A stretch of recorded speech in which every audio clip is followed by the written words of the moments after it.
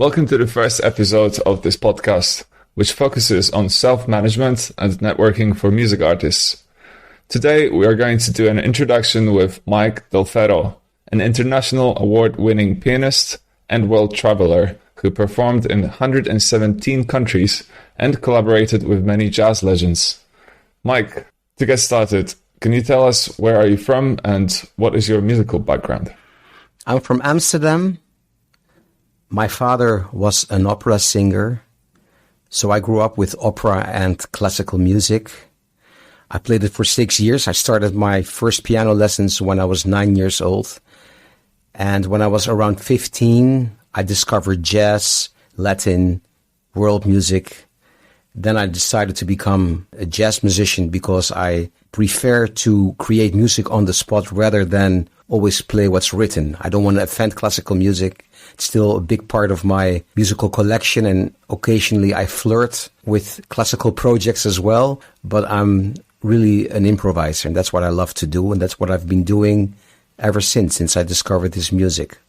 You've collaborated with many well-known jazz musicians. Which one of those collaborations you've enjoyed the most? I collaborated with Toots Thielemans, the legendary harmonica player. I played with him for 10 years on and off. I played with Jack DeJohnette, with Randy Brecker, Brentford Marsalis, and many others. Also, I've been doing many crossovers with world music. It amazes me how many places you've been to, and maybe you can tell us how that influenced your career, as a musician. How did that come about? How did all the traveling come about? The traveling happened for a number of reasons. First of all, when I was a child, I was already obsessed with the world. I used to stare at road maps for hours and always wanted to see and explore the world. So when I started playing jazz, I started realizing this is not music for the millions. I love this music, but it's by far not commercial.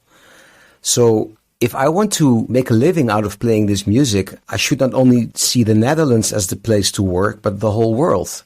So I already had this mindset, which eventually led to a lot of traveling. Of course, I will elaborate on this a lot because this is also part of this podcast. Besides, I worked for 15 years for a cultural organization. They sent me all over the planet for 15 years. That's also where the love for world music really started. I've kind of been lucky that I've always been very organized and structured. My dad used to write down numbers on wallpapers. That was a good example of how not to do it.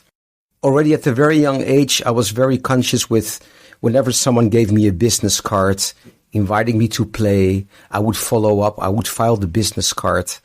And once I started realizing that a lot of colleagues, fellow musicians, also didn't have those organizational skills like my dad, I realized, okay, I should profit from this.